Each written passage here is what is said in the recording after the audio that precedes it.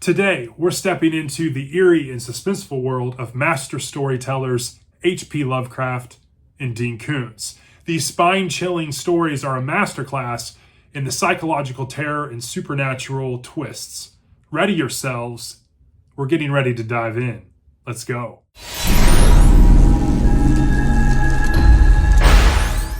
So we're going to start off with H.P. Lovecraft. This is my first foray into Lovecraft.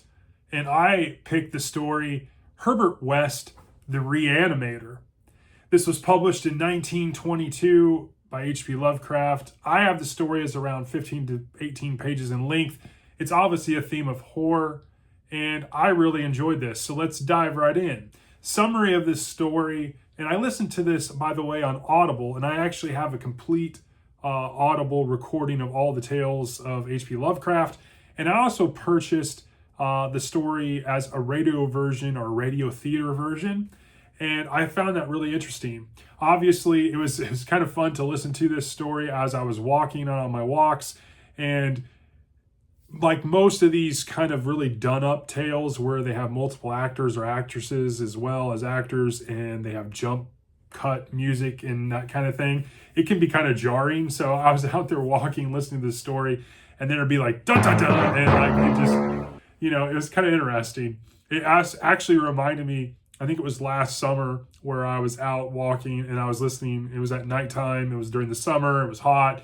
And I was out around the town walking and I was listening to Silence of the Lambs, which was kind of eerie. But obviously, let me give you a summary of this. Herbert West's Reanimator follows kind of a macabre experiments of Herbert West, a brilliant but fanatical medical student. He was obsessed with conquering death. This tale is kind of narrated by an unnamed assistant. The story kind of chronicles West's increasingly reckless attempts to revive the dead using his experimental serum. And as the experiments spiral out of control, West's creations rise and wreak havoc, leading to a horrifying and unforgettable conclusion. And so what makes this a really good story? Obviously, this is early zombie horror, and it actually predates some of the modern zombie fiction, which I thought was really interesting. It's a very chilling take on the undead. I think Lovecraft's writing is just great. It reminds me a lot of Howard. It reminds me a lot of Conan Doyle as well. It's kind of matter of fact. It's pretty straightforward, and I really enjoyed it. I'm really shocked.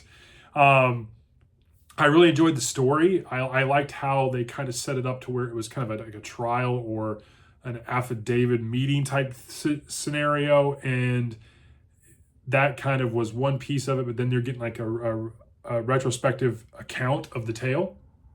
I thought that was really interesting. And then you have kind of some different themes. You have science versus morality. West's obsession of defying death raises, ethical questions. You have the gruesome atmosphere.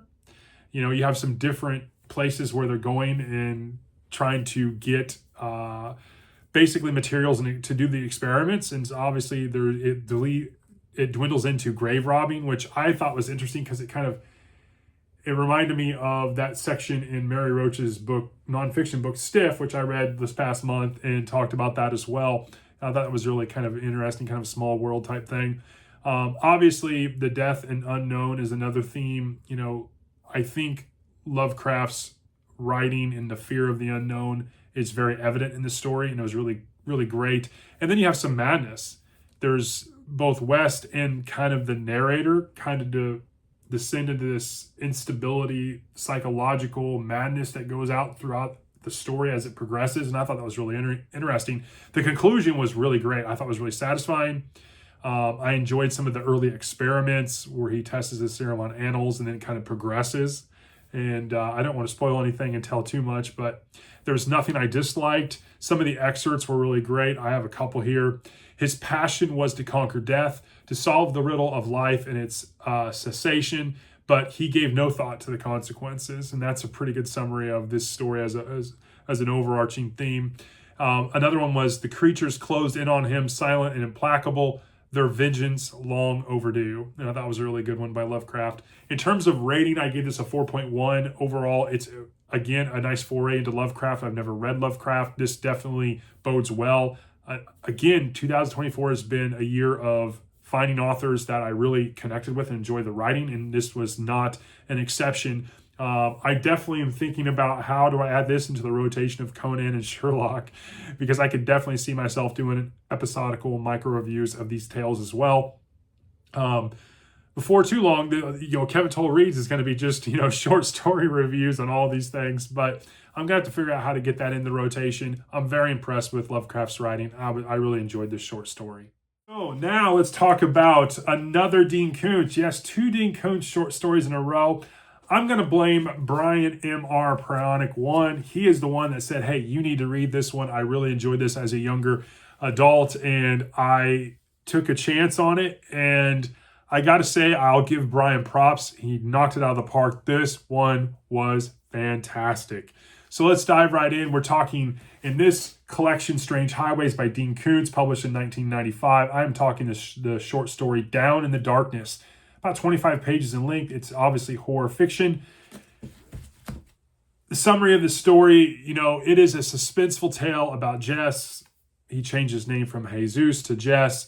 A man who moves into a new house with his fiancée, Carmen, and he discovers a mysterious locked door in the basement. She can't see the door, and when he mentions it to her, she doesn't see it. And the door wasn't something that, when they closed on the house and bought this nice house off the former owner, did they think was part of the house. They're in California. There's not very many basements due to the soil and everything else, and so it's very strange.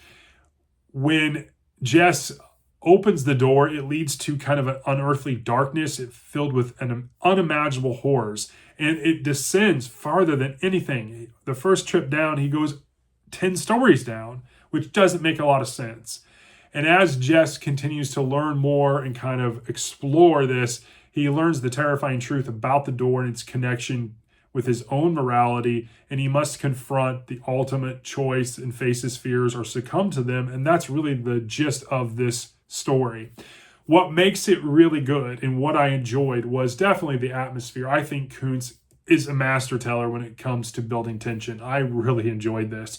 The unexpected twist the story takes, although I saw one coming, there was a couple that I didn't, I thought were fantastic. I think also learning Jess' backstory. He was a POW in Vietnam. We get to learn about this torture, the snake, and how that plays into this story. I thought it was fantastically done.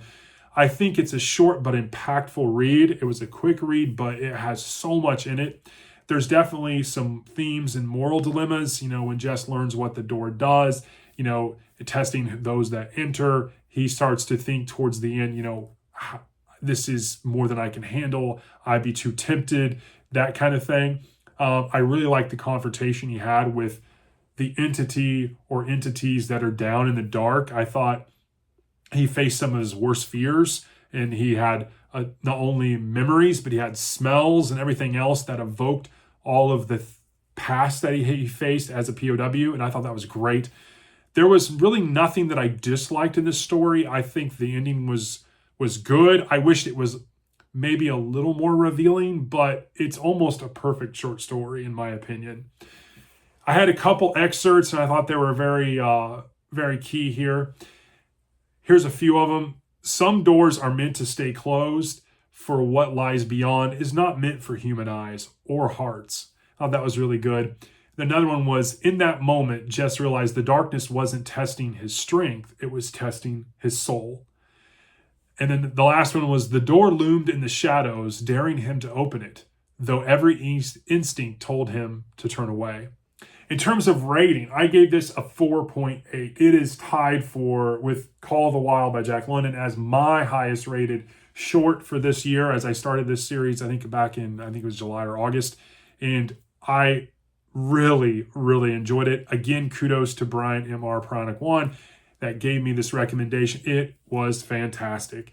I cannot say enough about Dean Koontz. I know he's very compared to Stephen King, and there's different nuances, but his writing's good. I'm definitely looking forward to reading in 2025 some full-length novels from him, so be prepared for that. And that is my take on Saturday Shorts for this week.